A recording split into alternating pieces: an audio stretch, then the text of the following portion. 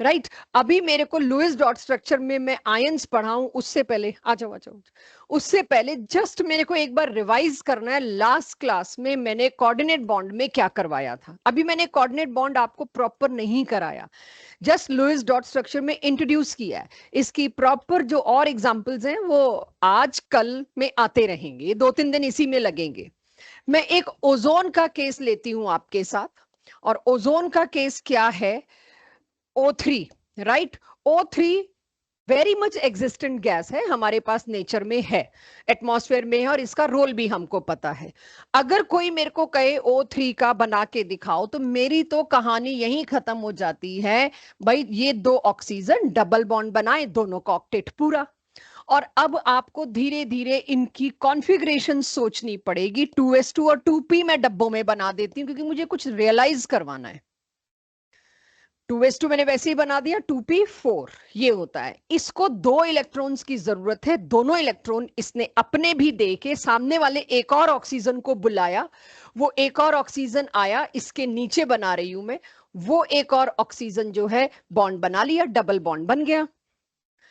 तो यहां इसका भी ऑक्टेट पूरा, इसका भी ऑक्टेट पूरा। सवाल ये पैदा होता है आप कोऑर्डिनेट बॉन्ड क्यों बना गए, यहां सिंपल सिंगल बॉन्ड बना देते। क्या सिंगल बॉन्ड बनाने की इसके पास जगह है, 2s और 2p तो फुल हो गया, 2d तो है नहीं, ना इसके पास इलेक्ट्रॉन बचा शेयर करने को, ना इसके पास ऑर्बिटल बचा कि मैं बॉन्ड कैसे बनाऊं। अब मैं ये बात आपको क्यों नहीं बोल सकती, आपको पता ही नहीं है बॉन्ड बनने में ऑर्बिटल का भी इन्वॉल्वमेंट होता है। You will ask me first thing this, अच्छा ऑर्बिटल इन्वॉल्व होते हैं, हमने तो सोचा इलेक्ट्रॉन इन्वॉल्व होते हैं। This is what next theory is. तो मेरे को इसीलिए थोड़ा सा इस डिटेल को होल्ड पे रखना पड़ रहा है। लेकिन अभी भी आप कैसे कोऑर्डिनेट बॉन्ड ढूंढोगे, आप इस तरह से कोऑर्डिनेट बॉन्ड की जगह ढूंढोगे, ये दोनों ऑक्सीजन के पास ना शेयर करने की जरूरत बची, ना कोई और लालच बचा। क्यों करे, ऑक्टेट पूरा हो गया। लेकिन ओजोन नेचर में है, आप और हम फिर बैठ गए सोच गए कि ओजोन है भी, और क्या करूं फिर मैं। तो फिर मुझे लगा कोई बात नहीं, अगर ओजोन नेचर में खुला डुल्ला घूम रहा है, पूरी लेयर बना रखी है स्ट्रेटोस्फेयर में, तो कुछ तो होता ही होगा, उस कुछ तो कोई ढूंढने के लिए बैठे हैं हम। तो हो सकता है फिर ये आइडिया किसी ने दिया, जाके थोड़ी किसी ने देखा है कोऑर्डिनेट है कि नहीं। हमने तो ओजोन की फोटो खींची तो 3 ऑक्सीजन मिल गए ऐसे, तो फिर 3 ऑक्सीजन जुड़े हुए हैं जी। अब 3 ऑक्सीजन कैसे जुड़े हुए हैं, वो इसका मतलब एक नए किस्म का बॉन्ड हमें आज पता चलता है, हो ना हो बीच वाले ऑक्सीजन ने पेरिफेरल ऑक्सीजन को अपना लोन पेरी दान में दे दिया कि it belong to me also, मेरा तो है ही, तुम भी आके शेयर कर लो, तुम्हारे पास 6 तो हैं, 2 और मिला के 8 हो गए। ये हमने अपनी तरफ से प्रपोज किया कि ऐसा ही होता होगा, वरना ओजोन बने कैसे। तो आपको अब कोऑर्डिनेट बॉन्ड की जगह कब मिलेगी, जब मजबूरी होगी, कुछ और हो नहीं पा रहा होगा। लेकिन अगर मैं अपने लास्ट ईयर्स के बैचेस से कंपेयर करूं तो यहां एक क्रिएटिव आइडिया और आया था, 2-3 सालों से आता है, मैम ऐसे भी तो हो सकता था, वो साइक्लिक। तो लास्ट क्लास में शायद मैंने फुर्सत नहीं दी, या मतलब आप लोगों से बोला नहीं गया, this is what your mind should now do. वे ऐसे क्यों नहीं, ठीक है। इसमें आपको क्या जरूरत पड़ेगी कोऑर्डिनेट बॉन्ड की, देख लो, सारे ऑक्सीजन के 2-2 इलेक्ट्रॉन भी शेयर हो रहे हैं, सबका ऑक्टेट भी पूरा हो रहा है। तो ओजोन ऐसे होना चाहिए था, ओजोन ऐसे क्यों, आप इस तरह से क्यों दिखा रहे हो। अगर ओजोन देखोगे ना तुम लोग, तो ओजोन मैं ऐसे दिखा रही हूं और ये दिखा रही हूं। आप ये भी कह सकते हैं, फिर हमारे पास एक और थ्योरी आएगी कुछ टाइम बाद, अभी तो नहीं, काफी टाइम बाद, Baeyer strain angle strain theory, जो कहेगी ये एंगल हो ही नहीं सकता, ऑक्सीजन का लाइफ में कभी नहीं हो सकता। तो पहले मेरे को वहां पहुंचना पड़ेगा, तब मैं आपको वो जवाब दे पाऊंगी। So the point here is, ऐसी क्रिएटिविटी के लिए मोस्ट वेलकम, क्योंकि जब तक आप ये मेरे को दोगे नहीं, मैं इसकी कमी निकाल के आपको नहीं बता पाऊंगी कि बेटा यहां आप गलत कर रहे हो। तो ऐसे कुछ भी क्रिएटिव आए जरूर बनाइए, क्लास में मत पूछिए, बेशक बाद में पहले आगे पूछ लीजिए। आप नहीं पूछेंगे तो मैं तो लाऊंगी, क्योंकि मेरे को तो हर साल जवाब देने पड़ते हैं इसके। सो पॉइंट हियर इज, आपके पास यहां पर कोऑर्डिनेट बॉन्ड क्या होता है, कैसे होता है, वो आपको समझाने की मैंने कोशिश करी। अब मेरे पास क्या आ जाता है यहां पर, कोऑर्डिनेट की आपको और भी जरूरतें पड़ेंगी कोऑर्डिनेट बॉन्ड की, आज मैं काफी लेने वाली हूं उसको। लेकिन उससे पहले आयंस का लोएस्ट डॉट स्ट्रक्चर कैसे, अगर मैं बात करूं पॉजिटिव चार्ज, बच्चों पॉजिटिव चार्ज का मतलब क्या होता है, 1 इलेक्ट्रॉन इज लॉस्ट, कैटायन। और नेगेटिव चार्ज का मतलब क्या होता है, लास्ट क्लास में बताने की कोशिश की थी, 1 इलेक्ट्रॉन इज एक्सेप्टेड, ओनली 1, तो उससे नेगेटिव आ जाता है। कोई क्यों लेगा अपने पे नेगेटिव चार्ज? ऑक्टेट पूरा करने के चक्कर में उधार ले बैठते हैं, ऑक्टेट पूरा करने के चक्कर में एक एक्स्ट्रा इलेक्ट्रॉन किसी को दे बैठते हैं, 2 एक्स्ट्रा इलेक्ट्रॉन किसी को दे बैठते हैं। तो Lewis dot structure of ions, that too typical ions. अब आपको आज थोड़े डिफरेंट लुईस डॉट स्ट्रक्चर्स करने जो आप पहले डील नहीं करते। ये कार्बोनिक एसिड है, कार्बन डाइऑक्साइड को अगर आप वाटर में डालते हैं तो एक एसिड बनता है जिसका नाम होता है carbonic acid. Very rare we will ask you carbonic acid, we will certainly ask you carbonate ion, क्योंकि आयंस पूछने अब आपसे। मैं एच का क्या करूं, एच तो एसिड निकल गया। मेरे को अगर कार्बोनेट का करना है तो मैं कैसे करती हूं कार्बोनेट का? पहले सेंट्रल एटम कार्बन, क्योंकि मेरे को पहले से स्ट्रक्चर पता है, तो मैंने देखो इलेक्ट्रॉन का डिस्ट्रीब्यूशन कैसा किया। लास्ट क्लास तक मीथेन था तो हम ऐसे कर रहे थे, और अब धीरे धीरे आपको आदत पड़ जाएगी, जब मीथेन होगा तो आप ऐसे करेंगे, वो डैश एंड वेज के चक्कर में। आपको पहले पिक्चराइज कर लेना है कि क्या चीज है। वो अभी नहीं हो पाएगा, लेकिन आज के बाद और क्लैरिटी आती जाएगी। तो मुझे क्योंकि पहले से ही पता है इसकी बॉन्डिंग क्या होगी, तो मैंने पहले तो इन दोनों के बीच में बॉन्ड बना दिया, और मैं चेक करूं इसका ऑक्टेट पूरा। अब मेरे पास ये दोनों, इनका एक एक बॉन्ड बना दूं। कार्बन मैक्सिमम 4 ही बॉन्ड बना सकता है, उसकी तो हो गई, उसका ऑक्टेट भी पूरा, और जितना वो शेयरिंग वेयरिंग कर सकता था सब हो गया। ये दोनों ऑक्सीजन अधूरे रह गए। इनके वैलेंस शेल में आप गिने 1 2 3 4 5 6, और ये 7वां शेयर्ड। दोनों ऑक्सीजन को मुसीबत पड़ गई। दोनों क्या करेंगे? किसी और से एक एक उधार इनको लेना पड़ेगा। वो किसी और कौन था? शायद ये 2H थे, शेयर कर रखा था। एक चीज और थोड़ा सा आगे बढ़ के बता रही हूं, काइंडली सपोर्ट दिस। इस ऑक्सीजन को एक इलेक्ट्रॉन और चाहिए था, शेयर करने को मौका मिलता तो इसने हाइड्रोजन के साथ शेयर कर लिया।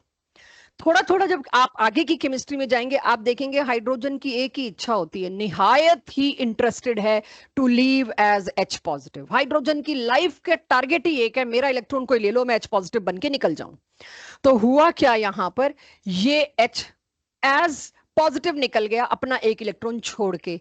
जब एक ये ग्रीन कलर का जो मैंने बनाया इलेक्ट्रॉन छोड़ के, तो ये किसका है? किसी का लिया हुआ उधार। तो उसकी वजह से 1 electron means what? 1 negative charge.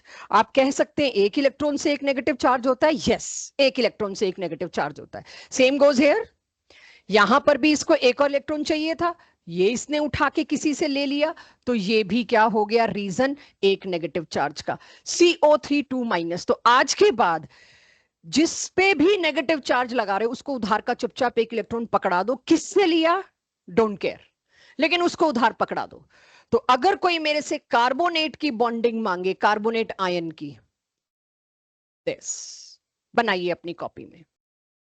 ठीक है ठीक है, इसमें तुम बहुत बड़ी गलती कर गए भाई। कार्बन के पास जगह कहां है? किसको देगा? लोन पेयर कहां है? कोऑर्डिनेट सिर्फ लाइन खींचने के लिए नहीं तुम लोगों को कहा जा रहा, लाइन तो तुम कहीं भी खींच दोगे। और एरो, एरो का मतलब है एक पेयर ऑफ इलेक्ट्रॉन देने वाले के पास हो और एक पेयर ऑफ इलेक्ट्रॉन एकोमोडेट करने के लिए लेने वाले के पास जगह हो। ये लाइन बनाने के चक्कर में ऐसा कोई बेवकूफी करनी बंद करो। ये क्रिएटिविटी नहीं मांगी थी, कुछ और। तो 3 मेंबर की साइकिल नहीं बन सकती, ये मेरे को पता है हर जगह का, इसलिए मैंने पहले ही बोल दिया। जहां कहीं भी आप कोई भी 3 एटम की साइकिल बनाओगे, क्योंकि बहुत जगह बनेगी, अब आप शुरू हो गए, आप हर जगह बना पाओगे, ये अलाउड नहीं है नेचर में। तो 3 मेंबर की साइकिल, 4 मेंबर की साइकिल आप नहीं बना सकते, नॉट अलाउड। तो ये भी मत सोचना। और अगर मैं ऑक्सीजन आपको कलर करके भेजूं तो आपसे पूछ सकती है नंबरिंग करके भेजूं, ये भी तो बन सकता था। आपने इसी के साथ क्यों डबल बॉन्ड बनाया? ऑल्दो आप कहोगे सेम ही तो है, नहीं। अगर मैं 3 ऑक्सीजन को लेबल करके भेज दूं, red oxygen, blue oxygen, green oxygen, तो फर्क पड़ जाएगा ना, कौन से वाले ऑक्सीजन ने डबल बनाया, कौन से वाले ने सिंगल। अब इसका तीसरा मत प्रपोज करना, अंडरस्टूड है। क्योंकि अगर कोई मॉलिक्यूल बन गया as a whole, now it is 1 unit for independent existence.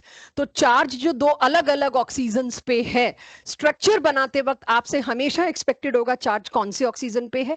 Formula लिखते वक्त आपसे क्या एक्सपेक्टेड होगा? As a whole net charge पूरे मॉलिक्यूल के ऊपर राइट टॉप पे लिख दीजिए, नीचे नहीं लिखना, राइट टॉप पे लिखना।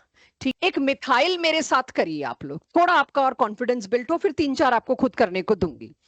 कार्बन के साथ, अच्छा आपको जो मैंने आयन दिया उसका भी रिस्पेक्ट करना होगा। अगर मैंने माइनस चार्ज दिया तो आपको उसको एकोमोडेट करके मेरे को दिखाना पड़ेगा, राइट। आया हाइड्रोजन, अब मुझे दिख रहा है कार्बन के ऑक्टेट पूरा होने में इसको किसी से तो एक उधार लेना पड़ा होगा। किससे? Not your headache at. आपको सिर्फ इतना पता होना चाहिए एक नेगेटिव चार्ज का मतलब क्या है, किसी से इसने एक इलेक्ट्रॉन उधार लिया है। अगर तुम्हारा स्ट्रक्चर भी एक इलेक्ट्रॉन उधार मांग रहा है, मतलब तुम सही पहुंच गए, दोनों बातें कोइंसाइड कर गई। यस, एक उधार तो लेना ही पड़ेगा क्योंकि कार्बन को एक चाहिए। तो मेरे पास ये नेगेटिव चार्ज किस पे आ गया? कार्बन पे आ गया। दो, मैंने ये येलो डॉट लगाने का मतलब ही क्या, देखो अब तुम लोगों को धीरे धीरे पता चल रहा होगा कि कार्बन के पास अपने तो 4 ही डॉट हो सकते थे। ये जो मैंने चौथा डॉट लगाया कार्बन का है नहीं, ये किसी से मांगा हुआ है, इसका मतलब ही नेगेटिव चार्ज है। मैं इसके बाद एक और नेगेटिव चार्ज लगा के तो रॉन्ग इंफॉर्मेशन कर दूंगी, 2 बार नहीं, ठीक है।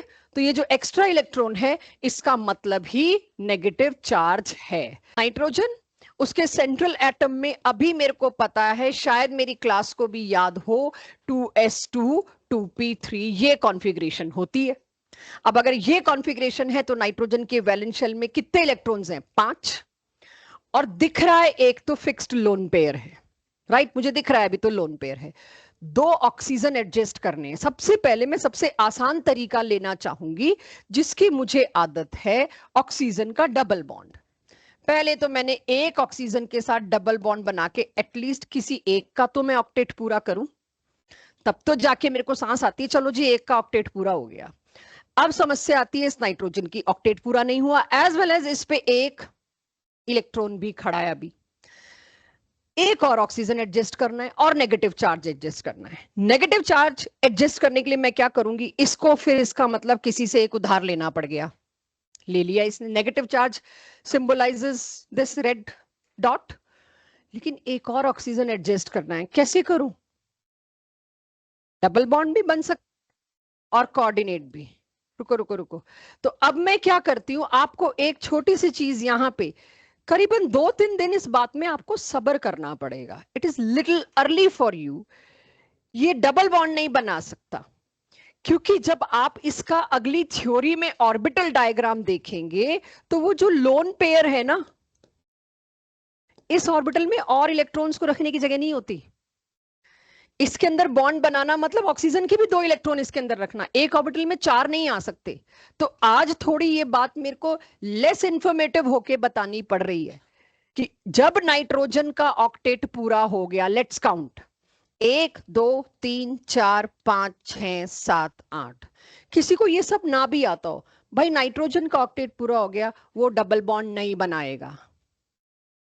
वो किसी को थोड़ी देर के लिए अपना लोन पेयर कोऑर्डिनेट करने के लिए दे देगा, आ जाओ। उसके पास मोटिवेशन ही नहीं है बॉन्ड बनाने का। क्यों बनाऊं, मेरा ऑक्टेट पूरा हो गया, मेरे पास जगह नहीं है भाई, मेरा 2p भर गया, आई डोंट हैव 2d नहीं है मेरे पास। तो ऐसी सिचुएशन में आपको क्या दिखाना पड़ेगा? Coordinate bond. 2 डॉट का मतलब ये नहीं है कि आप ऑक्सीजन सामने लाओ, उसके 2 डॉट और मिला दो और डबल बॉन्ड। तो अभी आपको सिर्फ ये इसीलिए केसेस में ले रही हूं कि तुम खुद तो पता ही नहीं लगा सकते, अगली इसके पीछे वैलिड रीजन आएगा।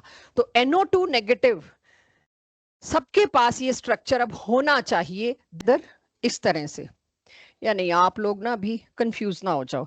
एक डॉट बना दो, एक क्रॉस बना दो, आपको पता रहे क्रॉस हमने किसी से उधार लिया है कल। तो एक और आयन करें मेरे साथ, उसके बाद के आयन्स आप लोग थोड़ा अटेम्प्ट कर पाएंगे। अब देखिए सल्फर और 4-4 ऑक्सीजन और 2 नेगेटिव चार्ज। तो अगेन मैं क्या करूं, सल्फर बीच में बना देती हूँ, 4 ऑक्सीजन है आपको पता है।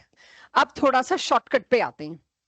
2 नेगेटिव चार्ज का मतलब क्या है, 2 ऑक्सीजन ने तो पक्का किसी से उधार ही लेना है, ठीक है। 2 तो ऐसी ऑक्सीजन चुन लो जो तुम्हें पसंद आए। अब तो तुम्हें पता है कोई भी 2 ले सकते हो, जो तुमको पसंद आए वो ऑक्सीजन उठाई, 1 2, अच्छा एक तो बॉन्ड बनना ही है,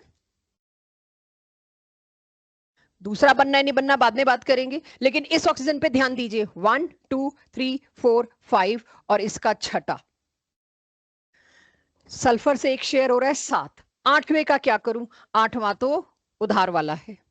ऐसे ही इस सल्फर का भी मैं कर देती हूं, 1 2 3 4 5 6 और ये उधार वाला। तो जो क्रॉस लगाए हैं वो क्या बताते हैं? दोनों नेगेटिव चार्ज। अब जो बीच में है, पहले तो मेरे को सल्फर के भी डॉट्स चाहिए थे। सल्फर ऑक्सीजन फैमिली का, ये 6 ही आएंगे उसके वैलेंस शेल में। 1 2 3 4 5, सॉरी 6। ठीक है, मेरे को अब ये लाइंस थोड़ी देर के लिए हटानी है। मुझे सिर्फ अब ये देखना है मैं क्या करूं।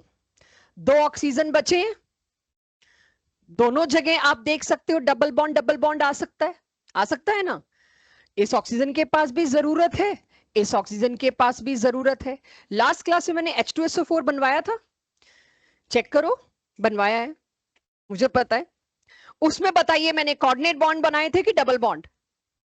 2 कोऑर्डिनेट बॉन्ड। अभी आपको नहीं पता यहां कोऑर्डिनेट बॉन्ड क्यों बनेंगे, लेकिन अभी सिर्फ आपको याद करना है सल्फेट आयन में यहां पर डबल बॉन्ड बन सकता था, कोई गलती नहीं है उसमें, लेकिन क्या आएंगे? 2 डबल बॉन्ड की जगह 2 कोऑर्डिनेट बॉन्ड आएंगे। आप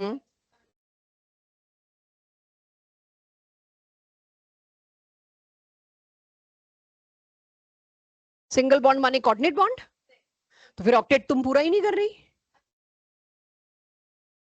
नेगेटिव चार्ज, अच्छा अच्छा, सॉरी सॉरी सॉरी, बिल्कुल वायबल है ये, कोई दिक्कत नहीं है इसमें। पर नेचर में फोटो खींची तो ऐसा मिला नहीं, एक्सरे करा मैंने। मैं ये कहती हूं मेरे हाथ को कोई कहे यूं यूं यूं यूं क्यों नहीं हुआ, तो एक्सरे आया जी हड्डी ऐसी है इसलिए ऐसे हुआ। एक्सरे डिफ्रैक्शन से हमें सल्फ्यूरिक एसिड का एक स्ट्रक्चर मिला, ज्योमेट्री मिली, जिसको मैं इन प्रॉप से आपको 1-2 दिन बाद पढ़ाऊंगी। तो मुझे पता चला yes, this is what I was talking about, I need this creativity. यही चाहिए मेरे को आप लोगों से। हर साल कोशिश करती हूँ बच्चे दें। क्या गलती है इसमें? कोई गलती नहीं है, सब सेटिस्फाई हो रहा है, लेकिन है नहीं। तो और थोड़े दिन बाद पता चलेगा ये है नहीं, क्यों नहीं है, ये सारी चीजें यही है बस। अब असली केमिस्ट्री तो यही है, वो मोल कॉन्सेप्ट तो बीच में आई वॉश था, असली केमिस्ट्री तो यही है। ये क्यों गलत कर रहे हो आप? इसको गलत करने के लिए अभी तो मैं एक्सरे डिफ्रैक्शन का एक लॉजिक चिपका दूंगी, तुम भी सब मान लोगे होता होगा कुछ ऐसा। अभी तो मेरे पास चारा कुछ नहीं, मैं बोल दूंगी। 12th तक जाते जाते पता चल जाएगा, जब सल्फ्यूरिक एसिड पे पूरे 2 दिन पढ़ेंगे हम। इसका तो सच्ची स्ट्रक्चर हो ही नहीं सकता था, पॉसिबल ही नहीं था उसकी प्रॉपर्टीज के आगे। तो सल्फ्यूरिक एसिड की प्रॉपर्टीज क्या है उससे मुझे पता चलता है, उससे एविडेंस मिला कि अगर मैं कहूं यहाँ पे वृंदा ने मेरे को ये दिया, इसी तरह से किसी साइंटिस्ट ने भी दिया, मानना पड़ता भी पेपर पे तुम्हारा वायलेट होता हुआ कोई रूल नहीं दिख रहा, ये भी तो हो सकता है। तो मुझे किसका सहारा लेना पड़ेगा? एक्चुअली में प्रॉपर्टीज का, कि बहुत सारी ऐसी प्रॉपर्टीज है जो इस स्ट्रक्चर के अकॉर्डेंस में नहीं है, इस स्ट्रक्चर के अकॉर्डेंस में। सबूत इसके फेवर में है, इसके खिलाफ है, तो मैं इसको मान के चल रही, दैट्स इट। ये क्या है? C2 negative. ये मैंने एवरीवन बीच में ट्रिपल बॉन्ड, बिल्कुल सही। और 1 2 3 डॉट है ना, लुइस डॉट स्ट्रक्चर, तो मैं भी डॉट इतनी जल्दी छोड़ना नहीं चाहूंगी। ये उधार मांगा हुआ आ गया, दोनों पे 1-1 नेगेटिव चार्ज, परफेक्ट। ऑक्सीजन पे नेगेटिव चार्ज होता है तो बोलते हैं ऑक्साइड, हेलोजन पे नेगेटिव चार्ज होता है तो बोलते हैं हेलाइड, कार्बन पे नेगेटिव चार्ज होगा तो क्या बोलेंगे? Carbides, right? ये कहलाते हैं, हाँ जी। ये तीनों करिए आप, आपकी कॉपी में ड्रॉ करिए, मैं गलती का वेट कर रही हूं। नाइट्रोजन बन गया, चलो बढ़िया है, गुड।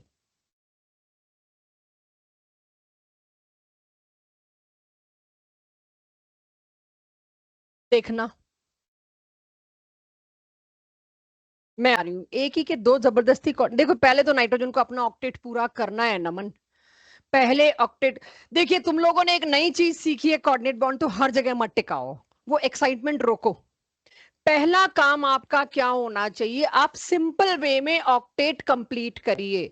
आपको मैं नमन बता दूं, ये पेयर नहीं है, फिर मैं कह रही हूं नाइट्रोजन की इलेक्ट्रॉनिक कॉन्फ़िगरेशन देखिए, लास्ट क्लास में भी बात थी, पेयर एक ही है, एक ही कोऑर्डिनेट बॉन्ड बना सकता है। आप यहां 2 डॉट एक साथ बना के सोचते हैं पेयर है, नहीं, ये अकेले अकेले इलेक्ट्रॉन्स हैं, they can not move in pairs. तो मैंने इनिशियली आपको लास्ट क्लास में बताया, नाइट्रोजन के पास एक ही लोन पेयर है, क्लोरीन के पास 3 लोन पेयर हैं, वो बनाएगा ना 3 कोऑर्डिनेट बॉन्ड। सल्फर के पास 2 लोन पेयर हैं, बनाए ना उसने 2 कोऑर्डिनेट बॉन्ड सल्फ्यूरिक एसिड में। तो जिसके पास लोन पेयर ही एक है प्लीज उससे एक ही कोऑर्डिनेट बॉन्ड बनाइए, बस इतना मैं आपसे एक्सपेक्ट कर रही हूं। तो सबसे पहले तो देखिए इस ऑक्सीजन ने 2 बॉन्ड बनाए, इस ऑक्सीजन ने 1 बॉन्ड बनाया, नाइट्रोजन का ऑक्टेट पूरा, इसका ऑक्टेट पूरा, इसको एक किसी से उधार लेना पड़ा, वो तो नेगेटिव चार्ज बोल ही रखा है मेरे को, मैंने लगा दिया उधार वाला। क्यों? सारा क्लियर। अब एक ऑक्सीजन और एकोमोडेट करना है।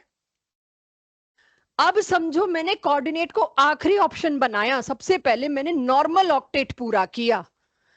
इस तरह से आप खुद ही मेरे को सल्फ्यूरिक एसिड का जवाब लाके दे दोगे कि क्यों 2 कोऑर्डिनेट बॉन्ड बनाए। पहले मैंने उसका नॉर्मल ऑक्टेट किया, उसके बाद मैंने जो बचा उससे कोऑर्डिनेट बनाने की कोशिश करी, तो अब इसके पास जो बचा मैंने बना दिया कोऑर्डिनेट। ठीक है, अब PO4 3 नेगेटिव, शेप जो मैंने बनाई है प्रेफर करिएगा वही रखिएगा अपनी कॉपीज में, अभी वैसे अटपटा भी चलेगा, अभी आपसे शेप का बर्डन नहीं लिया जाएगा।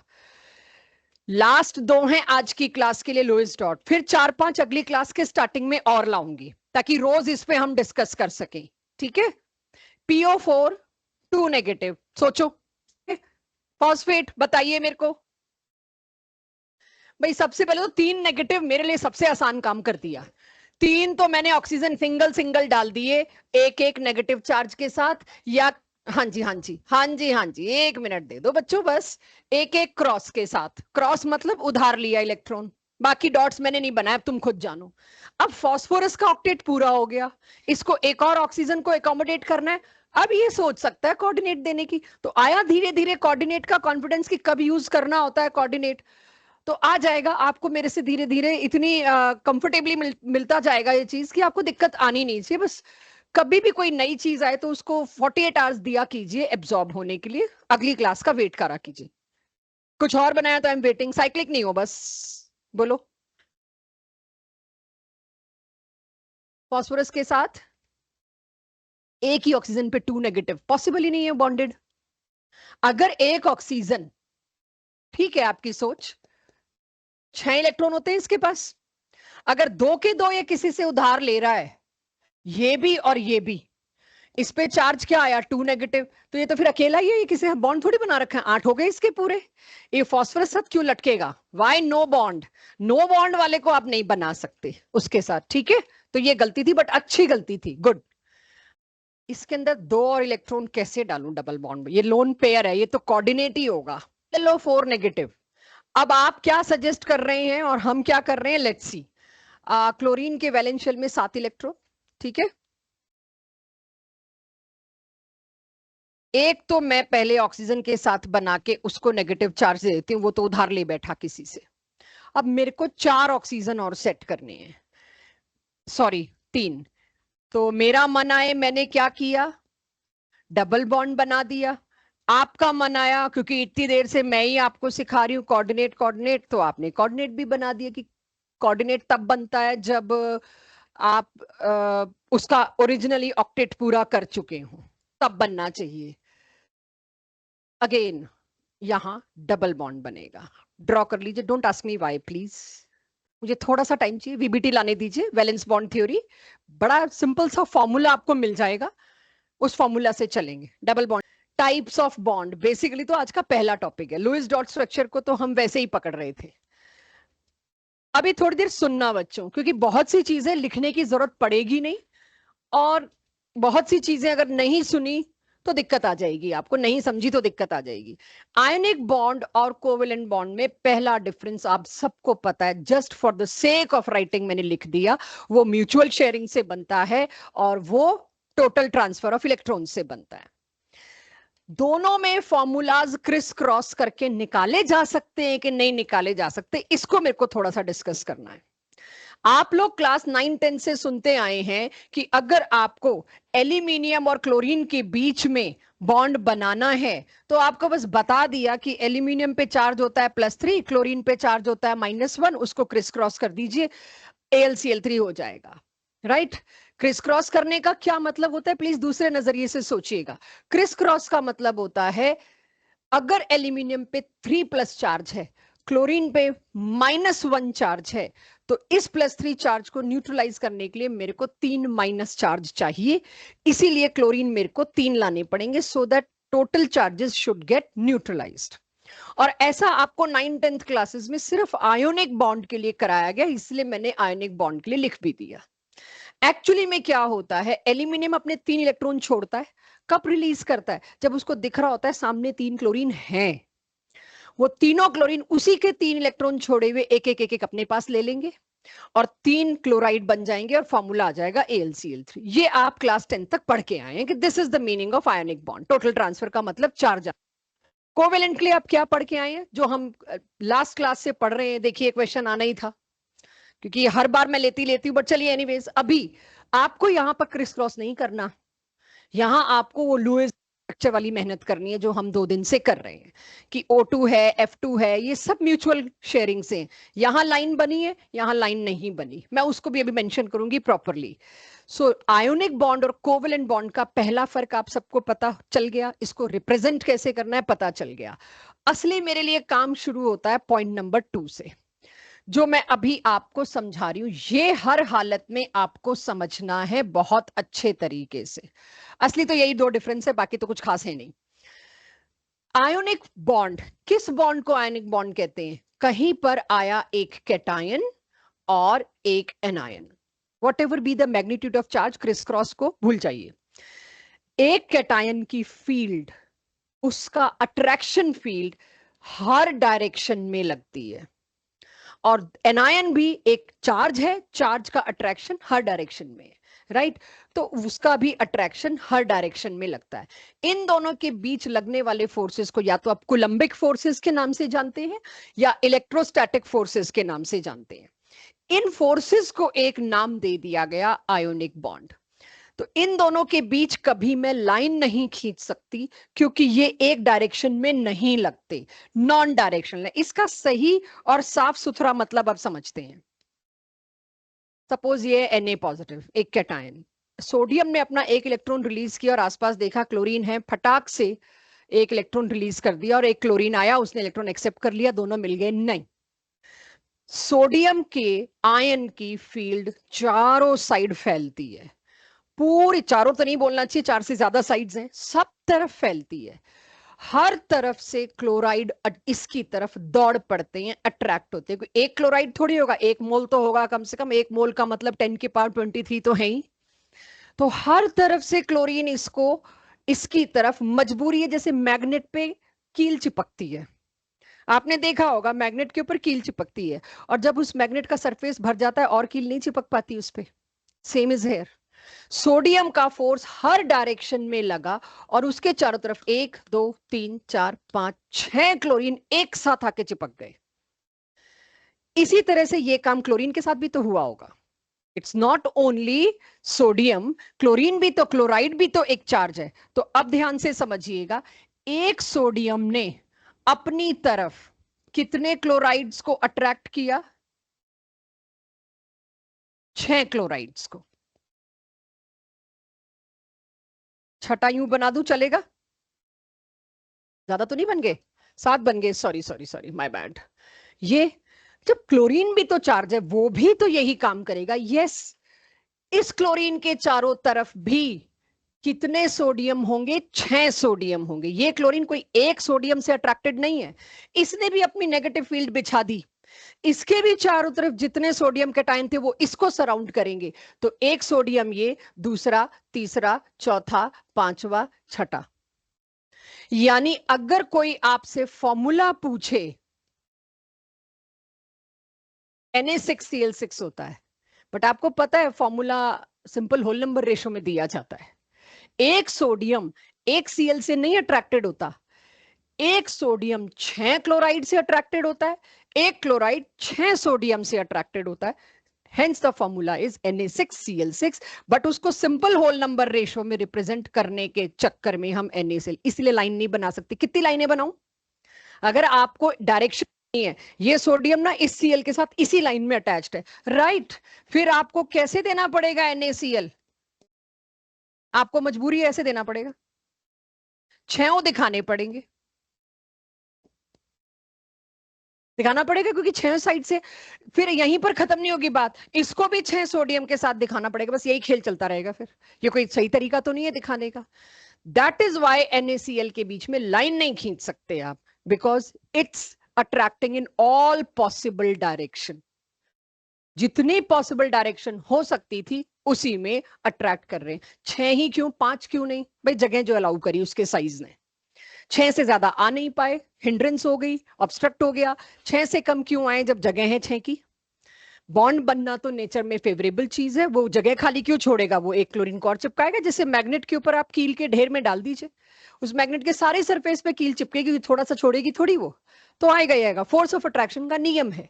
तो इस हिसाब से आपको ये बात समझनी है, electrostatic forces are non directional, जबकि कोवेलेंट बॉन्ड एक डायरेक्शनल बॉन्ड है। फिर लिखेंगे, इसको समझ लीजिए पहले। यानी अब जब आप कोवेलेंट बॉन्ड की थ्योरी पढ़ना शुरू करेंगे, अभी तो हमने थ्योरी शुरू ही नहीं करी, तो आपको क्या पता चलता है? हाइड्रोजन का एक इलेक्ट्रॉन, Cl का एक इलेक्ट्रॉन, क्लास 10 से उठाती हूं, क्या पढ़ के आए हो आप लोग? कुछ कुछ ऐसा पढ़ा है आपने क्लास 10th में, 2 नाइट्रोजन, 2 ऑक्सीजन, 2 फ्लोरीन, ऐसा पढ़ा है। इसका मतलब क्या था? इसका मतलब सिंपल ये था, एक न्यूक्लियस ये रहा, एक न्यूक्लियस ये रहा, दोनों न्यूक्लियस के बीच में इलेक्ट्रॉन डाले, इसी लाइन में फोर्स ऑफ अट्रैक्शन है बस। It has single direction, that's why it is weak force. ये कमजोर फोर्स है। आप गरम तवे पे चीनी डाल दीजिए, आपकी मम्मी दूसरे रूम में होंगी, आ जाएंगी, क्या कर रहे हो? चीनी जलने की, उसी वक्त चीनी लिक्विफाई होगी, या कह लीजिए मेल्ट हो गई और जलना शुरू हो गई। उसी गर्म तवे पे नमक का डब्बा उड़ेल दीजिए, अगर एक बूंद पानी उस पे आए या मेल्ट हो, तो salt is not possible to be in that liquid state, that too in your kitchen. NaCl को गर्म तवे पे डाल रही हूं, मेल्ट नहीं हो रहा, लेकिन मैं शुगर को गरम तवे पे डाल रही हूं, उसको जरूरत ही नहीं पड़ रही कि वो तो कोई कष्ट हो, डालते ही वो मेल्ट हो जाएगी। Because these are the strongest forces possible on earth. आपकी रसोई में तो नहीं हो सकते, वो टूटे नहीं सकते। ये फोर्सेस बड़े आराम से टूट सकते हैं। कभी सुना है NaCl मेल्ट होते हुए? आप देखिए, डाल के ब्राउन हो जाएगा, काला हो जाएगा। आप कहीं पर भी देख लीजिए, पॉपकॉर्न बनाने की मशीन में इतनी गर्मी है, इतना गर्म टेम्परेचर है, पॉपकॉर्न उछल के आ रहा है, लेकिन उसका सॉल्ट उस पर अभी भी चिपका हुआ है, वो लिक्विफाई नहीं हो रहा। कहीं भी देख लीजिए, सॉल्ट नहीं लिक्विफाई हो रहा। लेकिन पानी, वाटर में डाल दो सॉल्ट, ठंडे से ठंडा पानी ले आइए, उसमें नमक डाल दीजिए, डिसॉल्व हो जाता है। ठंडे पानी में चीनी डिसॉल्व नहीं होती। ये क्लास 10th के बच्चों से अक्सर मुझे कहीं मिल जाते हैं घूमते घामते, तो पूछती जरूर हूं कि आयनिक बॉन्ड स्ट्रॉन्ग कि covalent bond strong? Ionic bond strong, good, बिल्कुल सही। तो फिर नमक ठंडे पानी में भी डिसॉल्व हो जाता है, और ठंडे पानी में चीनी डिसॉल्व करने में मेरी जान निकल जाती, मुझे पानी नहीं, मैं उस पानी में नहीं डाल सकती, चीनी डिसॉल्व ही नहीं होगी। आपकी तरफ से क्या आंसर है? इतना स्ट्रॉन्ग बॉन्ड जो गर्म तवे पे नहीं टूट रहा, वो ठंडे पानी में कैसे टूट गया? पढ़ते हैं ना, इलेक्ट्रोलाइट वाटर में जाते ही इलेक्ट्रिसिटी कंडक्ट करता है, क्योंकि कैटायन अलग हो जाता है, एनायन अलग हो जाता है। पढ़ते हैं ना, Na+ और Cl- बन जाता है पानी में नमक डालते ही। कैसे बॉन्ड टूट गया? यस, आप सोचिए वाटर कितनी ताकतवर चीज है। जो काम आपका गर्म तवा नहीं कर पाया, वो काम वाटर ने किया। ये सो कोवेलेंट बॉन्ड और आयनिक बॉन्ड की स्ट्रेंथ और directional nature. Now note down whatever you want to from this slide. मुझे अगर मैं अब आपसे पूछूं, मेरे को डिफरेंसेस ढूंढ के ला के दो अभी, आयोनिक कंपाउंड्स और कोवेलेंट कंपाउंड्स के बीच, बॉन्ड के बीच नहीं, आयोनिक कंपाउंड्स और कोवेलेंट कंपाउंड्स के बीच क्या फर्क होगा? अनंत, कोई एक डिफरेंस? राइट, तो पहला लिख लूं, अभी आती हूं, जिन्होंने हाथ खड़ा किया। ये हो गया सबके पास? जब आपको पता है कि ionic forces are very strong as compare to covalent forces, जब आपको ये पता है, तो किसको मेल्ट करने में मेरे को मेहनत ज्यादा करनी पड़ेगी? आयोनिक वालों को। तो कुछ लोगों का पेन चल रहा है, मैं रुकी हुई हूँ, आई होप अब आ गया सबके पास। यानी अब मेरे पास एक काम आता है, जो होमवर्क का हिस्सा तो होगा, लेकिन एक दो डिफरेंस मैं करा देती हूँ। आयोनिक कंपाउंड्स, मैं आईसी लिख दूं, चलेगा? आयोनिक कंपाउंड्स के लिए, ionic compounds are generally very high melting and high boiling solids. ये काफी हाई मेल्टिंग और हाई बॉइलिंग पॉइंट रखने वाली स्पीशीज है, वाले कंपाउंड्स हैं, सॉलिड्स हैं। कोवेलेंट इसके आगे आप बता लोगे वो लो है, उसका आप कोवेलेंट कंपाउंड्स में तो आप देखिए रूम टेम्परेचर पे काफी सारे तो लिक्विड और गैसेस हैं, तो खैर पहला पॉइंट जो आया मेरे को उसी को लिखना चाहिए, मेरे को उसको मिक्स नहीं करना चाहिए। तो ये आप नोट मत करो प्लीज, ये आपका होमवर्क होगा। सुंदर सा एक टेबल बनाना बुकलेट के साथ या एनसीईआरटी से उठा के आप डिफरेंसेस ढूंढ ढूंढ के लिखेंगे। मैं सिर्फ यहां गिनवा रही हूं, राइट। ये आप होमवर्क रखिए।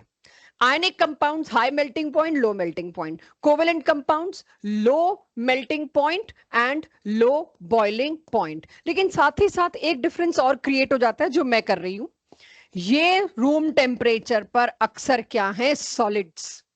ये room temperature, forces of attraction weak है, तो ये रूम टेम्परेचर पर ज्यादातर है gases, O2, F2, Br2, Cl2, HCl। Line से देख लो O3, ये सारे के सारे क्या हैं, गैसेस, या फिर कुछ लिक्विड्स भी हैं जैसे कि water. Water is covalent compound, वो लिक्विड भी है। और अगर कोई चीज सॉलिड है तो वो अक्सर देखी गई है सॉफ्ट सॉलिड है। Exceptions are always there. So exception की वजह से जनरल स्टडी नहीं खराब की जाती। आपको हार्डेस्ट सब्सटेंस कौन सा है अर्थ पे, डायमंड, उसमें कोवेलेंट बॉन्ड है। तो एक्सेप्शन के चक्कर में काम मत खराब कर देना, ठीक है। चलिए चेतन, कोई और डिफरेंस बता सकते हैं? प्रांशी आपने भी हाथ खड़ा किया था, कोई और डिफरेंस इन दोनों में? इन वाटर, यस, ये रेडिली सॉल्यूबल होते हैं वाटर में। इसके लिए क्या लिखोगे फिर आगे? सॉल्यूबल हो भी सकते हैं, नहीं भी हो सकते। मैं कमेंट नहीं कर सकती कि सारे सॉल्यूबल होते हैं, कुछ भाई वाटर कोवेलेंट है, मैं कैसे बोल दूं यहां पे वाटर को ही, ठीक है। तो यस, यहां आप ये लिख सकते हो कैन बी और कैन नॉट बी, मतलब होते भी हैं कहीं नहीं भी होते। वो 12th क्लास में हमें पता चलेगा, 11th में तो नहीं पता चलेगा कौन से। और कुछ कोई डिफरेंस? रुकना रुकना, मेरे को इस पे थोड़ा सा इलेबोरेट करना है। आयोनिक कंपाउंड्स या आयोनिक सॉलिड्स या ionic species are good conductor of electricity in water or in aqueous state, in water or in molten state। ये जेई और नीट में कितनी बार आया हुआ क्वेश्चन है, चूज पुअर कंडक्टर्स। उसमें NaCl लिखा हुआ है, उसमें और भी चीजें लिखी हुई हैं। हम NaCl को तो पुअर कंडक्टर कभी चुनते ही नहीं है, आयोनिक है। भाई NaCl लिखा है, उसके आगे ब्रैकेट में मॉल्टन या एक्वस नहीं लिखा, तो NaCl is a bad conductor of electricity, जब तक बताया ना जाए कि ये एक्वस है कि मॉल्टन है। तो यस, आप चौथा पॉइंट लिख सकते हो, गुड कंडक्टर। इनके बारे में क्या विचार है? अच्छा, यहां भी कुछ नहीं कह सकते आप, यू कैन नॉट। अक्सर बैड कंडक्टर मिलेंगे but there are good conductors also. HCl, ये एक आधा डायमंड ग्रेफाइट तो मेरे सामने ना ही लाएं आप, ठीक है। डायमंड ग्रेफाइट लाएंगे तो फिर मेरे कोई पॉइंट वैलिड नहीं होगा। एक्सेप्शंस को साइड में रखिए। अगर आप ये देखें, ये तो हमेशा ही गुड कंडक्टर हैं एक्वस और मॉल्टन में, they are not always good conductors. यहां गुड कंडक्टर के लिए आप क्या लिखेंगे? नॉट ऑलवेज, कोई कोई है इसके अंदर। मेटल्स का किसी भी नॉन मेटल के साथ अगर कंपाउंड बन रहा है वो 100% आयोनिक होगा। आयरन, कोबाल्ट, क्रोमियम, निकल, sodium, magnesium, platinum, palladium, 54 metals हैं। सारे मेटल्स किसी भी और एलिमेंट के साथ, हाइड्रोजन के साथ, ऑक्सीजन के साथ, किसी भी और एलिमेंट के साथ हमेशा आयोनिक ही बनाएंगे। क्लियर है ये सबको? कहीं कहीं तो मैं कह सकती हूं नो एक्सेप्शन। ये वो केस है, मेटल का कोई भी आप कोवेलेंट उठा के नहीं लाओगे। मेटल का कुछ स्पीशीज है वो क्या है, आयोनिक। यहां तो दो दो मेटल तो अभी नहीं बोलना चाहिए, दो नॉन मेटल के बीच हमेशा आपको कोवेलेंट ही देखने को मिलता है। एक मैं बता देती हूँ डिफरेंस। आयोनिक सॉलिड्स के सारे रिएक्शन इंस्टेंटेनियस होते हैं। ये आपकी एनसीईआरटी बैक एक्सरसाइज का क्वेश्चन है, स्कूल पेपर्स में बहुत आया हुआ है। अगर दो आयोनिक स्पीशीज रिएक्ट करती हैं, सी AgNO3 को अगर मैं Ki से रिएक्ट कराऊं, पहले तो पहचानो दोनों आयोनिक है, आ गया तो आयोनिक है, दोनों आयोनिक है। इनका रिएक्शन एक सेकेंड हुआ, दे आर इंस्टेंटेनियस। जहां पर आयोनिक स्पीशीज इन्वॉल्व है द रिएक्शन इज इंस्टेंटेनियस, लेकिन जहां पर कोवेलेंट इन्वॉल्व है इस रिएक्शन को करवाने में हमारा तेल निकल जाता है। कैटलिस्ट ला, हाई टेम्परेचर ला, प्रेशर ला, तब जाके ये मेरे को 2HI देगा। स्लो। कोवेलेंट कंपाउंड्स के रिएक्शन आर स्लो। आयोनिक के अगर कोई मेरे से पूछे बट एक्सप्लोसिव हर एक के लिए नहीं बोल सकते, क्योंकि एक्सप्लोसिव यूजुअली इसको कहा जाता है जिसमें बहुत हीट निकले, आग लगे। ये एक्सप्लोसिव स्पीड के मामले में तड़ाक से हो जाते हैं, एक के अंदर हो जाते हैं। Ionic reactions are fast, covalent reactions are slow. Directional है, तोड़ने में इनके हमें बहुत दिक्कत होती है। ये नॉन डायरेक्शनल है, एक वाटर ले आओ बस, टूट के तैयार। ठीक है, खैर इसकी वजहें आएंगी, बहुत आएंगी। सो ये मेरी तरफ से सिर्फ आयोनिक और कोवेलेंट कंपाउंड्स के डिफरेंसेस का डिस्कशन था, जो काफी बोरिंग टॉपिक माना जाता है। मैं पूरा आपको होमवर्क देती, मुझे नहीं पता कितना लाते कितना ना लाते। तो इस टॉपिक को भी मैं क्लोज करती हूँ। आज का आखिरी टॉपिक मैं शुरू कर रही हूँ, वेरी इंटरेस्टिंग टॉपिक, और मुझे आप सबका अटेंशन चाहिए। आपसे काफी सवाल पूछे जाएंगे, उसके अंदर एक एक चीज उसकी नोट होनी चाहिए। क्या हेडिंग है? हेडिंग आई होप सबने नोट कर ली होगी। अभी सुनना, फिर बाकी का नोट करना। मेरा पर्पस था हेडिंग नोट करवा दूं तो आपको ये पता चल जाए टॉपिक क्या चल रहा है। ये आज का लास्ट टॉपिक है। आयोनिक बॉन्ड बनता कब है, कहां बनता है, कहां बिल्कुल नहीं बनता, और अगर बनता है तो टिकता है कि नहीं टिकता। यानी इन शॉर्ट, आयोनिक बॉन्ड बनेगा भी कि नहीं बनेगा, ये पता लगाने का तरीका। अभी तो मैंने बड़ा रैंडम सा बोल दिया, सारे मेटल्स आयोनिक बनाएंगे। तो हमें एक ट्रिक मिल गई कि हाँ, मेटल जिसमें है उसको चुपचाप आयनिक कर दो। लेकिन क्या कुछ और भी है? वो कुछ और अगर आपके सामने आता है, पता कैसे लगाओगे? तो आज आपको आखिरी टॉपिक पढ़ना है, आयोनिक बॉन्ड बनाने की शर्तें क्या हैं। क्या हर कोई चीज आयोनिक बॉन्ड बना सकती है? हाँ तो क्यों, ना तो क्यों। तो सबसे पहले आयोनिक बॉन्ड, इतना तो हम सबको पता है, कैटायन एनायन के बीच इलेक्ट्रोस्टैटिक फोर्सेस लगने हैं और बन जाना है आयोनिक बॉन्ड। यानी आयोनिक बॉन्ड बनाने के लिए तो दो शर्तें तो मेरे को पहले ही दिख रही है, एक कैटायन हो और एक एनायन हो। दो कंडीशंस हैं। आप मुझे मेरी क्लास में बताइए, मैग्नीशियम का बॉन्ड कौन सा? आयोनिक। मुझे थोड़ा सा स्पीड से देना आंसर, गलती करानी है आपसे। गलती तब होती जब तेज आते हैं। मैग्नीशियम के बॉन्ड आयोनिक, आयरन के बॉन्ड, पोटेशियम के, लिथियम के। लिथियम भी मेटल है। फिर शुरू करते हैं। कैल्शियम के, ऑब्जर्व करना किसके आयोनिक नहीं बोले मैंने, लिथियम, कैल्शियम के, फिर पोटेशियम के, आयरन के, बेरियम के आयोनिक। डोंट प्रेडिक्ट कि चौथे नंबर पे फिर मैं वही दूंगी। बेरियम का भी आयोनिक। आई नो इट ना, हर साल तुम जैसे ही बैठते हैं सामने। बेरियम के भी आयोनिक, बेरिलियम के कोवेलेंट।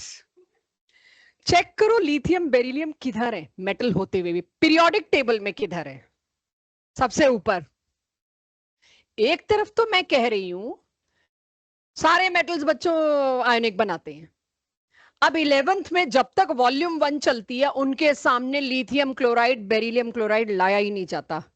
मेटल के नाम पे यही आयरन, पोटेशियम, और आपको ये जो सुने हुए हैं निकल, प्लेटिनम, पैलेडियम, कोबाल्ट, ये चलाए रखते हैं हम लिथियम और बेरिलियम लाने का मतलब है अपने पे ही मुसीबत ले ली।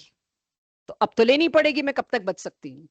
यानी कि हर वो चीज जिससे इजीली कैटायन बन सके, चाहे मेटल हो चाहे नॉन मेटल हो, आयनिक बॉन्ड बनने की शुरुआत वहीं हो सकती है। तो मेटल में दो तो मैंने गिनवा दी, अभी और मैं करवाती तो एक आधा तो आप और निकलवा ही लेती, बट अभी नहीं। कुछ टाइम बाद आप सुनेंगे lithium compounds are exclusively covalent है मेटल, बेरिलियम के कंपाउंड्स आर एक्सक्लूसिवली कोवेलेंट, ये आप सुनेंगे। तो उससे वो तब आप सुने, उससे बेटर है आज ही बात कर लेते हैं। तो आयोनिक बॉन्ड बनने के लिए को एक कैटायन चाहिए। तो एवरीवन, कैटायन बनाने के लिए मुझे क्या चाहिए? इजीली कोई अपना इलेक्ट्रॉन छोड़ दे। जनरली मेटल्स, पीरियोडिसिटी मेरे को यहां फिर चाहिए थोड़ा सा। इलेक्ट्रॉन को, एक एक्स्ट्रा इलेक्ट्रॉन को निकालने के लिए मुझे एनर्जी देनी पड़ती है, और उस एनर्जी को हम क्या बोलते हैं? Ionisation enthalpy. हर वो मेटल जिसकी आयोनाइजेशन एंथैल्पी कम है, वो बड़ी इजीली कैटायन बना लेगा। वो एटलीस्ट आयोनिक बॉन्ड बनाने का एलिजिबिलिटी तो रखता है, आयनिक बॉन्ड तो बन जाएगा मेरा, क्योंकि मैंने क्या बना दिया, कैटायन बना दिया। तो पहली कंडीशन हेडिंग के साथ लिखिए आप, low ionization enthalpy. Ionisation enthalpy क्या होती है उसको नहीं लिख रहे, लो आयोनाइजेशन एंथैल्पी। और उसके आगे क्या लिख रहे हैं, लो आयोनाइजेशन एंथैल्पी से क्या होता है, easy for a cation to be formed. Cation के बनने में बहुत इजी हो जाता है अगर required amount of energy is less, if ionisation energy required is less. Manan, कुछ आइडिया है आयोनाइजेशन एंथैल्पी का? ओके आज एक बार क्लास के एंड में रुकिएगा, आपका मुझे कल आधा चाहिए होगा तो टाइम सेट करना पड़ेगा। जय से तो बात हो गई थी, जय को तो हमने ऑनलाइन ले लिया था कल 3:30 बजे, बट आपके तो कल 3:30 बजे कोई ना कोई क्लास रही होगी, इसीलिए आपको हम नहीं कांटेक्ट कर पाए। एनीवेज, अगर फिर भी इतना सुनिएगा जय, जो मैं बता रही हूँ उससे आपको मनन आपको सपोर्ट हो जाएगा। एक इलेक्ट्रॉन निकालने में जो खर्चा हो रहा है उसको कहते हैं आयोनाइजेशन एंथैल्पी। वो जितना कम होगा उतना ही इजीली कैटायन बन जाएगा, वो मेटल उतना ही इजीली एलिजिबल है टू फॉर्म आयोनिक बॉन्ड। तो इस कैटेगरी में काफी मेटल्स आ जाते हैं। अच्छा, लिथियम बहुत छोटा है, अब बहुत छोटा है तो आपको पता होगा उसकी आयोनाइजेशन एंथैल्पी बहुत ज्यादा होगी, इलेक्ट्रॉन उससे निकालना बहुत मुश्किल होगा। बट ये रीजन नहीं है उस बात का, ये मतलब ये मत सोचना कि लिथियम के इसीलिए आयनिक नहीं बन पाते क्योंकि उसका लो आयोनाइजेशन एंथैल्पी है, नहीं, 5-6 चैप्टर लगेंगे वहां पहुंचने में हमको। बट अभी के लिए ये ध्यान रखिए, सोडियम, मैग्नीशियम, एल्यूमिनियम, आयरन, इन सब की आयोनाइजेशन एंथैल्पी कम है, ये सारे के सारे प्रेफरेबली आयोनिक बॉन्ड बनाने के लिए तैयार हैं। दूसरी चीज क्या जरूरी है बच्चों बननी, इलेक्ट्रॉन गेन एंथैल्पी का मतलब क्या होता है। कोई आइसोलेटेड सा एटम है, chlorine, chlorine, bromine, nitrogen, oxygen, जो मर्जी नॉन मेटल ले लिया मैंने, अगर आप उसके अंदर एक एक्स्ट्रा इलेक्ट्रॉन डालने की कोशिश करते हैं, और जब आप उसके अंदर एक एक्स्ट्रा इलेक्ट्रॉन डालते हैं तो उस इलेक्ट्रॉन को अंदर जाते ही किससे सामना करना पड़ता है, न्यूक्लियस से।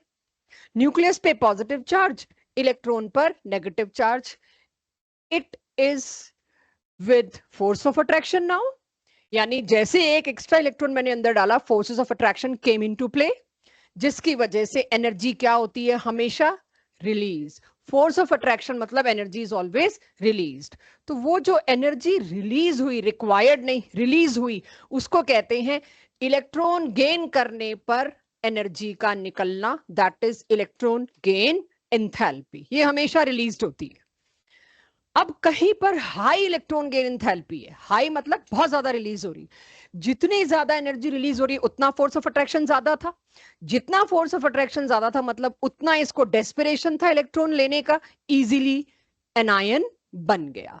तो ज्यादा इलेक्ट्रॉन गेन एंथैल्पी का सिंपल एक ही मतलब है, एनायन फॉर्मेशन इजी।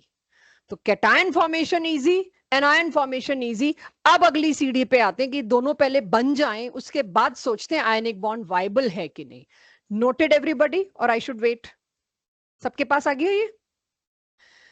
तो 2 शर्तें लिख लेंगे, अगर आज के सब्जेक्टिव टेस्ट में आर्यन दी जाए, बहुत नींद आ रही है तुमको आर्यन, तो आज तुम्हें हम सब्जेक्टिव टेस्ट देंगे जिसमें तीनों कंडीशन लिखनी पड़ेंगी, with example, with drawing.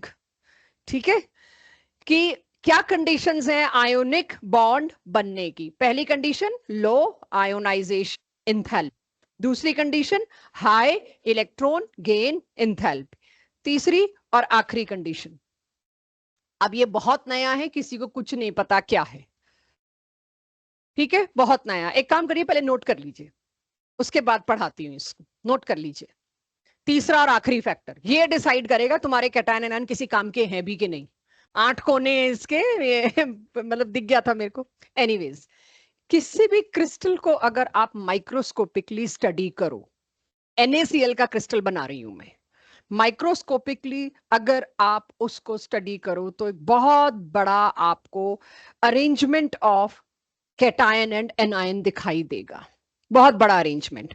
For example, अगर मैं उसकी सबसे छोटी रेपिटेटिव यूनिट पे आती हूं तो कॉर्नर्स पर बैठे होते हैं क्लोराइड आयंस, राइट, 8 कॉर्नर पे कौन होते हैं? Chloride ions. मैंने ये डॉट बनाया, बट वैसे अगर आप देखेंगे जब माइक्रोस्कोपिकली तो इस तरह से दिखाई देंगे। मैं सारे गोले ऐसे बना दूं तो कहीं आपको दिक्कत ना हो, इसीलिए मैं सारे बनाना नहीं चाह रही। 8 कोनों पे इस तरह से क्लोराइड आयन बैठा होगा, और 2 क्लोराइड आयन के बीच कौन होगा? Sodium cation. यहां पर छोटा सा कैटायन पेरेंट से छोटा होता है, एनायन से बड़ा होता है, तो एनायन यूजुअली बड़ा बनाया जाता है। यहां पर आपको हर जगह एज के सेंटर पर आपको कैटायन मिलेंगे। तो इस तरह जब मैं सब जगह पे एनायन कैटायन अरेंज कर दूंगी ना, तो आपको एक बहुत ही भरा हुआ सा स्ट्रक्चर दिखाई देगा। बॉडी के बीच में भी एक कैटायन होता है, हर एज के सेंटर में कैटायन है, हर एज के सेंटर में। तो एज दिख रही होगी आपको क्यूब की बच्चों। और अभी मैंने बाकी 4 कोनों पे ये ब्लू कलर के एनायन नहीं बनाए। एंड हर फेस के बीच में भी एक क्लोराइड होगा, अगर ये एक फेस था। तो आप सोचो कितना डीप चला गया मामला। मतलब मैं सिर्फ एक फेस दिखाऊं तो उस पे 5 ब्लू, और एक फेस पे 4 एजेस थी तो 4 ग्रीन, यहां पर भी बना देती 4 ग्रीन कैटायन। यानी जब मैं इसको भरती जाऊं तो क्या दिख रहा है मेरे को? एक रेगुलर पैटर्न कैटायन और एनायन के अरेंजमेंट का। इस तरह से जब ये रेगुलर पैटर्न लंबाई, चौड़ाई और मोटाई में बनता जाता है, पहले लेंथ बनी होगी क्रिस्टल की, फिर ब्रेड्थ बनी होगी क्रिस्टल की, फिर लेयर्स बनी होंगी क्रिस्टल की, लाइक दिस। जब क्रिस्टल पूरा 3D में तैयार हो जाता है तो उसको बोलते हैं क्रिस्टल का लैटिस बिल्डिंग। जब क्रिस्टल पूरा 3D में मेरे पास तैयार हो गया, उसको मैं क्या बोलती हूं? Crystal lattice. लैटिस क्रिस्टल्स का ही होता है, इसलिए क्रिस्टल वर्ड हटा के हमने क्या कर दिया? लैटिस। जितने भी कैटायन एनायन वाली चीजें, आयोनिक ही पढ़ रहे हैं। यानी आपने अभी क्या पढ़ा? आप एनायन बना के आए कहीं से, भाई फ्लोरीन तो फटाफट एनायन बना लेगा, सोडियम फटाफट कैटायन बना लेगा, इन दोनों का तो आयोनिक बनना चाहिए। अगली स्टेज है, इन दोनों को किसी लैटिस में अरेंज होना पड़ेगा। अगर वो किसी स्टेबल लैटिस में अरेंज नहीं हो पाए, कैटायन एनायन वापस अपने घर चले जाएंगे, आयोनिक बॉन्ड नहीं बन पाएगा। इस लैटिस का स्टेबल होके टिक के सॉलिड बनना बहुत जरूरी है। Pranav, you can have glass of water. Aryan से बीमारी इधर आ गई है, जाओ, गो, पानी पी के आओ। झूल रहे हो बुरी तरह। थोड़ी थोड़ी देर में कुणाल, पेट में, ठीक है, कोहनिया मारते रहो इसको ताकि इसकी नींद चली जाए। आपकी चॉइस है बच्चों, आप जागे कि सोए। इस वक्त गले तक पेट भर के मत आया करो, थोड़ा सा कम खा लिया करो, थोड़ा सा, ताकि नींद कम आए। आपके सारे एंजाइम तो खाना डाइजेस्ट करने में लग जाते हैं, फिर आपको ड्राउजीनेस तो होगी होगी। ठीक है, चलिए। ये अगर कोई मेरे को कहे मैंने लैटिस, NaCl का लैटिस बनाने की कोशिश की थी, तो लैटिस समझ आ गया क्या है? कैटायन एनायन का आपस में एक क्रिस्टल में एक लैटिस फॉर्मेशन में अरेंज हो पाना भी बहुत जरूरी है। तो आखिरी टॉपिक जो है आज का, वो है जो मेरे को डल मिला, जो मेरे को सोता मिला। ज्योति मैम, उसको आज सब्जेक्टिव टेस्ट देना। आप क्वेश्चन भी अच्छे बना के लाए हो, काफी लिखने वाले क्वेश्चन बनाए। ज्योति मैम को भी पता नहीं है, क्लास टेस्ट में एक आधा दे दो वही बहुत है, उन्होंने 3-4 बढ़िया क्वेश्चन लिख दिए हैं। तो एक आर्यन को आज सब्जेक्टिव मिलना है, और एक प्रणव को आज सब्जेक्टिव मिलना है। बाकी को जो मिलता है तो मिलना है। एक और मेरे को झपकता दिखा, उसको भी आज सब्जेक्टिव मिलेगा। ठीक है, चलिए लास्ट पे आते हैं हम, लैटिस एंथैल्पी। अगर मैं आपको कहूं एक लैटिस बन रहा है, हजारों कैटायन एनायन आपस में अरेंज हो रहे हैं, तो जब कैटायन एनायन आपस में अरेंज होते हैं तो कौन सा फोर्स आता है सीन में? Electrostatic force of attraction. इतना ज्यादा फोर्स ऑफ अट्रैक्शन, तो एनर्जी उतनी ही ज्यादा रिलीज होगी। जितनी ज्यादा एनर्जी रिलीज होगी, लैटिस उतना स्ट्रांग बनेगा। क्योंकि एनर्जी रिलीज होने का सीधा लॉजिक है, फोर्स ऑफ अट्रैक्शन ज्यादा, एनर्जी रिलीज ज्यादा, क्रिस्टल स्ट्रांग, हाई मेल्टिंग। मेरे सेंटेंस को कंप्लीट करिए। फोर्सेस ऑफ अट्रैक्शन कम, एनर्जी रिलीज्ड कम, मेल्टिंग पॉइंट बॉइलिंग पॉइंट कम। जब रिलीज एनर्जी कम है, क्यों रिलीज एनर्जी कम है? फोर्सेस ऑफ अट्रैक्शन कम है। फोर्सेस ऑफ अट्रैक्शन अगर कम है, वो तो जल्दी मेल्ट हो जाएगा। यानी क्या मैं ये बात कह सकती हूं, जितना स्ट्रॉन्ग लैटिस, सुनी लो, जितना स्ट्रॉन्ग लैटिस उतना ही मेल्टिंग पॉइंट ज्यादा। सीधी साफ बात है, लैटिस स्ट्रॉन्ग बनाए तो मेल्टिंग पॉइंट ज्यादा। लैटिस स्ट्रॉन्ग क्यों बनाए? फोर्स ऑफ अट्रैक्शन ज्यादा, फोर्स ऑफ अट्रैक्शन ज्यादा मतलब रिलीज्ड एनर्जी भी ज्यादा। इस लिखवाऊं, ये सब आपने लिख लिया, पहले तो ये बताऊं, मेरे को ये पता हो लैटिस एंथैल्पी क्या होती है, पहले वो डिफाइन करना आना चाहिए। जब कैटायंस और एनायंस आसपास एक दूसरे के आए, coming together to form ionic bond. अभी 1 मोल को इग्नोर कर देते हैं, क्योंकि आगे आप पढ़ोगे सारी एंथैल्पीज की यूनिट पर मोल में होती है, तो पर मोल के लिए मुझे फिर 1 मोल मारना पड़ता है डेफिनेशन में, तो अभी हम उसको निकाल देते हैं। जब कैटायन और एनायन आसपास आते हैं आयोनिक बॉन्ड बनाने के लिए, या आयोनिक बॉन्ड बनाने के साथ उसका लैटिस बनाने के लिए, उस प्रोसेस में huge energy is released. Huge, बहुत ज्यादा एनर्जी रिलीज होती है। अगर उसमें ह्यूज एनर्जी रिलीज होती तो वो लैटिस बहुत स्ट्रॉन्ग बनता है, और लैटिस अगर स्ट्रॉन्ग बनता है तो उसको मेल्ट कर पाना आपके लिए पॉसिबल नहीं है। गर्म तवे पे NaCl क्यों नहीं मेल्ट, उसका सही जवाब ये है, यहां बनाया है, of its highly networked lattice, strong lattice. इतने कैटायन एनायन एक दूसरे को घेरे हुए कैसे निकालोगे आप, इतने फोर्स ऑफ अट्रैक्शन है हर डायरेक्शन में। अब आपको दिख भी जाएगा, एक सोडियम के चारों तरफ 6 Cl। अब आपको यहां मैं गिनवा दूं तो आप देख भी लोगे, एक Cl के चारों तरफ 6 सोडियम है कैटायन आयन, ठीक है। सो पहले तो लैटिस एनर्जी होती क्या वो समझ में आया, लेकिन ये तो थी भाषा। मेरे को एक लाइन में इक्वेशन में अगर समझना है, कैटायन और एनायन जब आमने सामने आते हैं तो उससे क्या बनता है, सॉलिड। ये क्या थे, अलग अलग एटम तो गैस ही होंगे, तो देखिए दो गैशियस आयंस के मिलने से लिक्विड नहीं बन रहा, क्या बन रहा है दो गैशियस आयन के मिलने से, सीधे सॉलिड। और उससे साथ में एनर्जी, तो छोटा शब्द है बच्चों यहां पर, यहां एनर्जी के बजाय लिखना चाहिए ह्यूज एनर्जी, बहुत तगड़ी एनर्जी बाहर निकलती है और लैटिस बड़ा स्टेबल बन जाता है। हाई लैटिस एंथैल्पी का मतलब आप लोग ध्यान देंगे, याद रख पाएंगे, देखिए हाई लैटिस एनर्जी का मतलब है लैटिस बहुत स्टेबल है, खूब एनर्जी निकल गई। एनर्जी खूब क्यों निकली होगी, बहुत स्ट्रांग फोर्स रहे होंगे, स्ट्रांग फोर्स मतलब इतना स्टेबल आप तोड़ नहीं सकते उसको।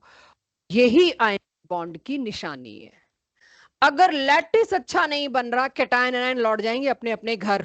शायद लिथियम के साथ ये हुआ, अभी तो मुझे पता नहीं क्या हुआ लिथियम के साथ, लेकिन लैटिस अच्छा है तो ही आयोनिक बॉन्ड बनेगा। कैटायन एनायन तो हाइड्रोजन भी H+ बनाए घूम रहा है, वो तो बड़ा खुश है H+ बना के, लेकिन आज तक भी कोई बॉन्ड आयोनिक नहीं बना पाया। शायद लैटिस ना अच्छा बना हो, there can be reasons. So lattice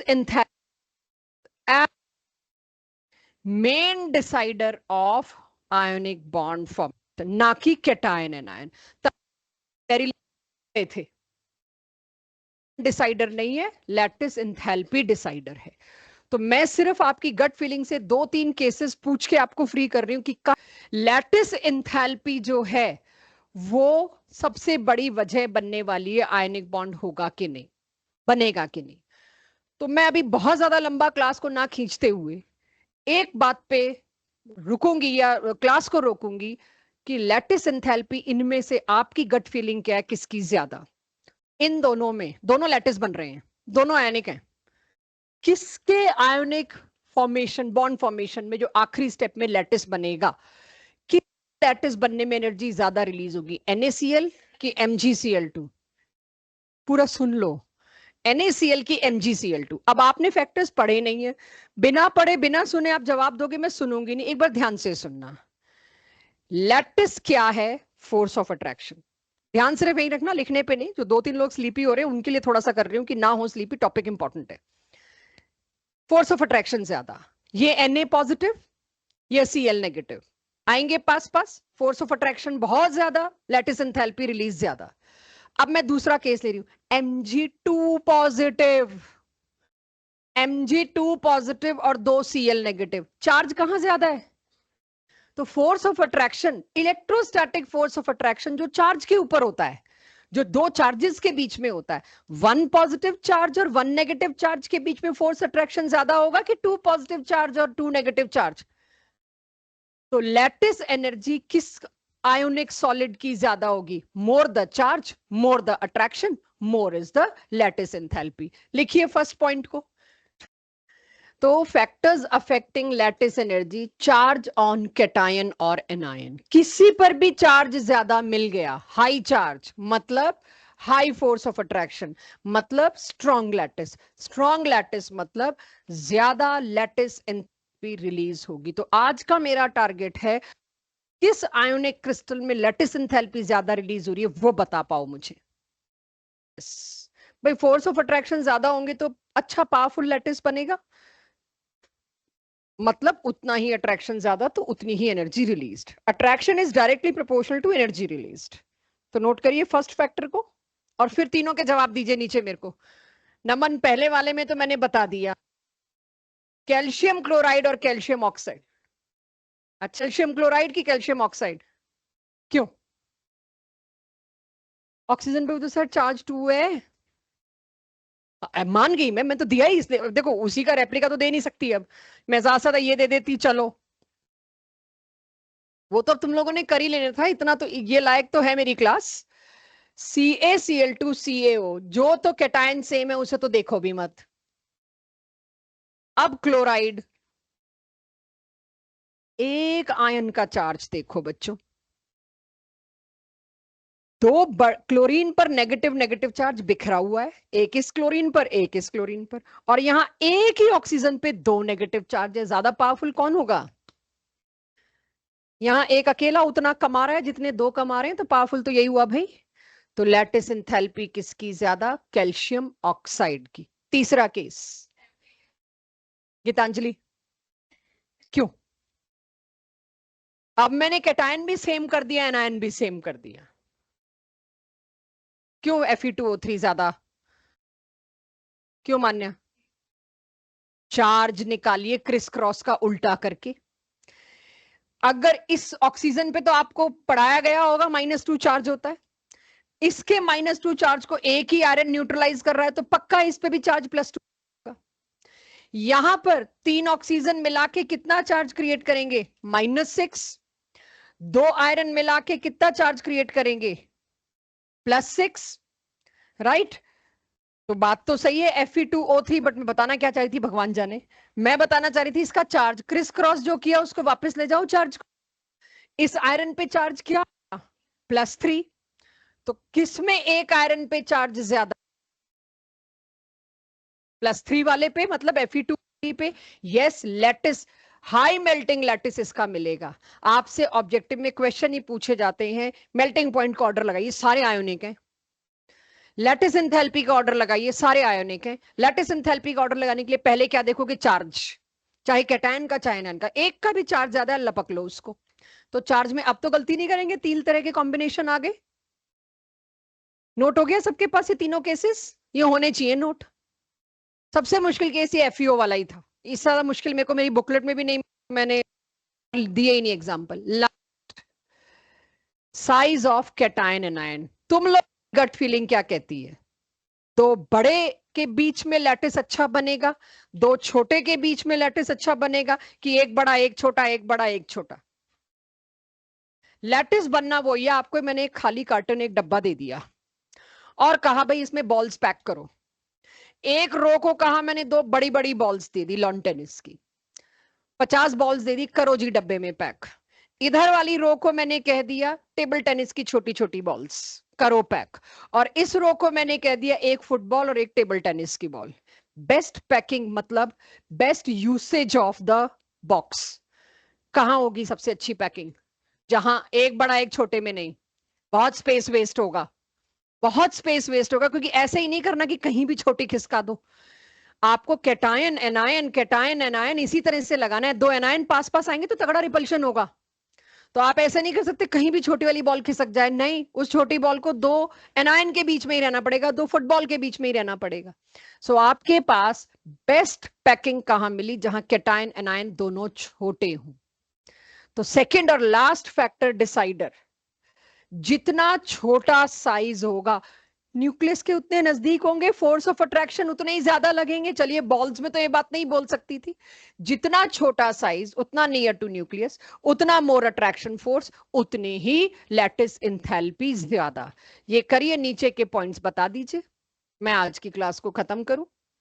मेरे को अरेंज करवाइए नीचे किसकी लैटिस एंथैल्पी ज्यादा इन सब में। 4 5 7 ऑप्शंस हैं। सबसे पहले NaCl NaBr, Cl के नीचे आता है Br, and as we move down the group size increases. पहले नोट कर लीजिए, जो लोग नोट कर रहे हैं, तभी पूछूं, ऐसे मजा खराब होगा। NaCl NaBr का सोचना जरूर बच्चों।